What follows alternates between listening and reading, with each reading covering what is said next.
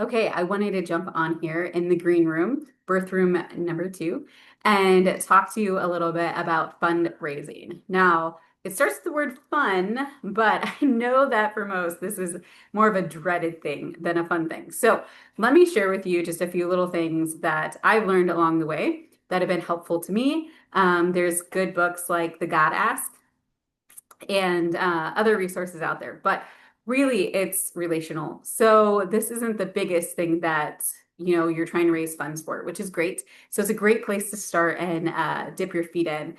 And first, I would really suggest, obviously, going to the Lord in prayer and covering the whole thing in prayer.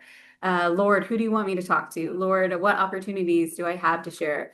Lord, help people to have ears to hear and eyes to see what is going on. And really, so fundraising, it's not about begging for money. It's about inviting people into the ministry that the Lord has called you to. So it's really a mind shift. And I promise you, if you can wrap your head around that mind shift, it is a game changer. So this isn't about, like I said, begging for money. It is about allowing others to step into the ministry where God put you.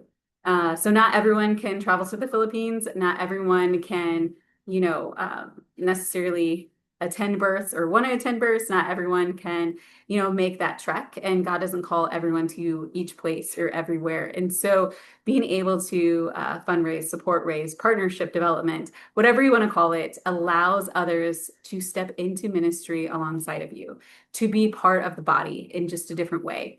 And sometimes financial is the way they can do that. And sometimes they come along as a prayer partner.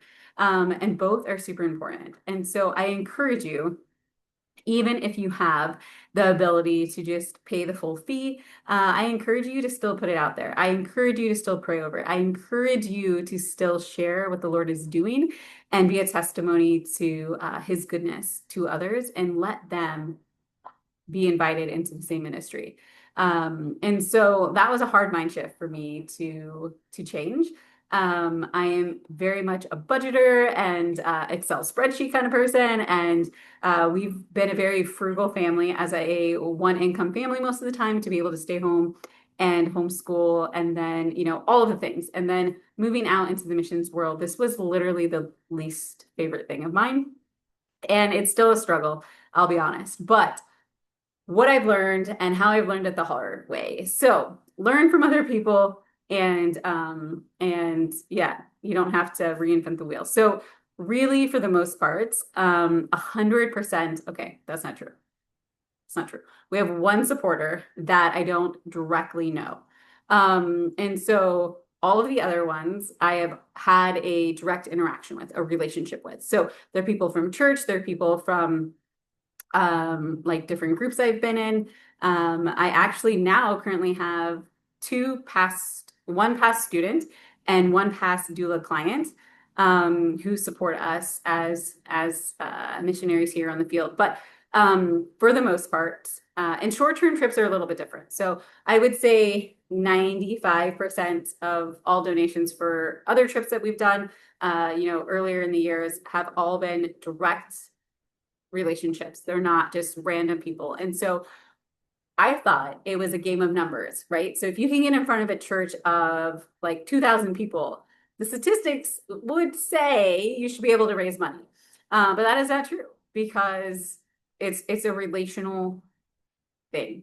And so people want to get behind you. It's yes, they support what you're doing, but they're more supporting you and what the Lord is doing through you. And so it's very personal. And so when I first tried support raising, partnership development, I thought the law of numbers. The more people I can get in front of, as random as they are, doesn't matter, then the quicker this will happen. And that was not the case. And I spun my wheels and spun my wheels and met a whole lot of people for a Sunday morning or a Sunday school class, and it never amounted to much of anything. And so, again, short term is a little bit different. So sometimes you can talk to a Sunday school class or another local church that's not your own, and they might give a small one-time donation. But for the most part, you're going to raise funds within your own sphere of influence. You're going to raise funds from within people who already know you, love you, and want to support this good work through you. And so it's hard, okay? But I promise if you make that individual connection with the people that you already know who love Jesus, love missions, and love birth and babies, it's going to really save your time and stress. So we can do this very, very varying ways, but usually it takes about 3 contacts. Now, again, short term is a little bit bigger, smaller than like full time because you're not asking them to commit for 1 to 2+ years. You know, you're talking about a quick, short goal. So, but making that contact. So instead of having like a Facebook post, which you can start this way. So you can start and let people know what you're doing and what that looks like and how they can come alongside of you through prayer and financial support, but also reach out to them individually by name. Hey, Sally, I wanted to share this opportunity of what God is doing in my life. So I met this amazing doula trainer, Shanna. And she has trained us, equipped us, and now we're ready to go learn even more on like in the field in the Philippines and support women at this birthing clinic. Or if you didn't train with me, you know, whatever that story is of how you became a midwifery student, how you became a midwife, how you became a childbirth educator, lactation consultant, whatever that looks like, share a bit about your why and how you got here. And then what you're going to be doing and how you're going to be showing Christ-centered love and care and compassionate care to the women here in the Metro Manila area and sharing the love of Jesus. So also, I love to share that there are 3 times in a person's life when they're most open to spiritual things: birth, death, and marriage, and then make that yours and, you know, do with that what you want. But I do believe birth work is ministry. So figure out what your why is, figure out your story, and then figure out how you want to convey that. So you can do a post to begin with, like, hey guys, I'm going to the Philippines, blah, blah, blah. Here's how you can support me, and like kind of start it out, right? Take that first step and then reach out to Sally, reach out to Amy, reach out to your pastor, your youth pastor, the church, whatever that looks like for you. But say, hey, Amy, I know that you had a home birth last year and I know that you understand how sacred of a time this is. I just wanted to share with you how I'm going to support more women through their sacred time. And I would love to invite you to be a part of changing her story. I want to invite you to be a part of you know, whatever that is. So figure out your why, figure out your story, and then figure out how you want to share it. So you can do a generic post, but that's probably not going to move the needle much. And so you really need to have that, you know, one-on-one conversation. So let me know, reach out if you want more information about what that can look like. But it generally takes maybe like a public announcement and then a personal connection. And then you want to, you know, like, hey, would you be interested in sitting down for like 30 minutes and just letting me share a little bit about my trip and what that looks like and ways that you can come alongside and partner with me in that. And then say, if they say yes, then, you know, let's set it for Monday at 6 p.m. Okay, great. You go and you sit with them, you know, pray ahead of that, you share your why, you share your story, and you invite them to be a part of what God is doing through you. And then you say, hey, if you want to pray about it, that's great. I would love to connect with you in 3 days and just see if the Lord has put it upon your heart to join me in that.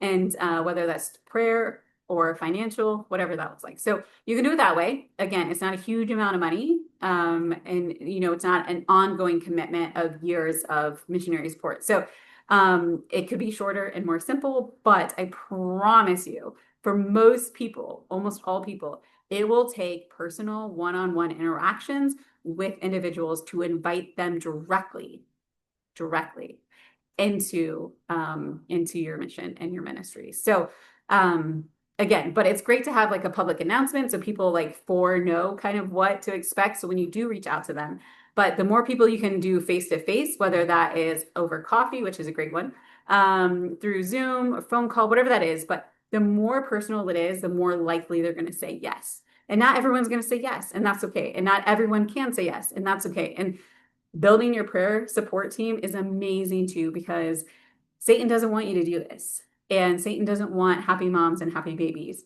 And so there will be obstacles and there might be spiritual attacks. And so expect the word no, but that's okay because you're not asking for money. You're asking them to join you in your mission of what God has called you to. And so being able to do that, if they can take it or they can leave it. And, if prayer is where they want to, meet you on this trip now, maybe the next time when you come back and see me again, they'll be, in a different position where they want to support you financially. So we need prayer partners, we need prayer warriors, and we also need those financial gifts as well. So be bold, but pray up. Pray for the Lord to give you the words. Pray to the Lord to show you who to talk to. I will tell you this too, it's kind of funny. But usually the people you think who will give won't give, and the people that you think won't give will give, and sometimes be the most generous. And so I encourage you to never say no for someone without even asking them. So what I mean by that is, man, I don't know if Alex, I know Alex is going through a lot. I don't think Alex would want to be bothered with this. Like, I'm not even going to bother her. Like, she would say no. She'd say no. So I'm not even going to ask Alex. Instead, be bold, pray about it. But if the Lord says, yeah, ask Alex, you might be really surprised. Maybe Alex, would love to come alongside and give, something to this ministry. And that's something that she feels really deeply about, but she needs to be invited into that. And so that could be such a blessing to her and not a burden. And so again, always give the opportunity for people to say yes and don't ever say no for them. So one of the ways that I do it, so if people want to give a tax deductible gift, using the platform GiveSendGo. So GiveSendGo is a Christian, kind of like a GoFundMe, and they allow for you to do ministry work, missions work, things like that. And again, it's a faith-based platform. And so that's a good one. That's the one I like to use, and it's free, and you go through the process, and they do take fees, but it's pretty minimal and pretty standard across the board as far as like a GoFundMe or something else too. So they're pretty much kind of all the same. But that's what I recommend. Share your story, share pictures. You can update people through that. It's a really simple process to get a GiveSendGo. That's one way you can do it. You can also, because like churches and other nonprofits, things like that, they like to give, or sometimes they're required to give money to another nonprofit. So using a GiveSendGo can do that. And a lot of people really, depending on the amount, don't really care if it's tax deductible. Over 90% of, Americans don't actually itemize for their taxes, which means you only get to write off the amount that you give to charitable donation if you itemize, which I think now, and don't quote me, is 22,500, something like that per married couple.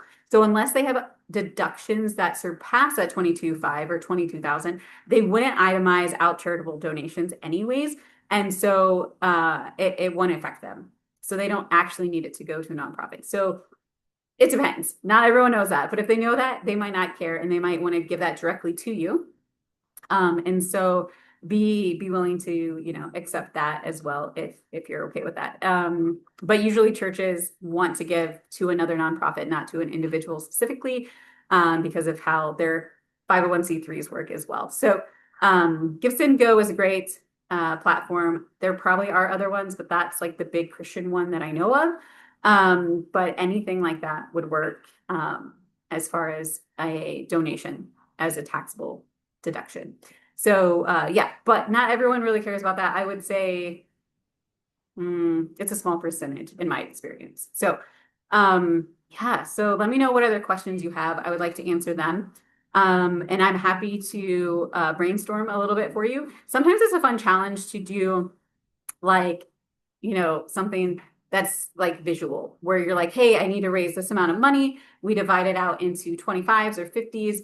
And like, as people give, you can like color those in and people can see your progress and see how that goes. And even sharing like, hey, I need to reach a percentage by this date, this date, this date, whatever that looks like. because it helps people to know. Because sometimes people think, oh yeah, people will give a ton of money to Sally, like she'll have no problem. Or I don't know, I wonder how, much Sally still has left to raise. So sometimes a visual can be really helpful to people to know where you stand, to know if you still need more or where you're at in that process. So, but I would say begin with prayer, lots of prayer, and put yourself out there, but then make those personal one-on-one connections.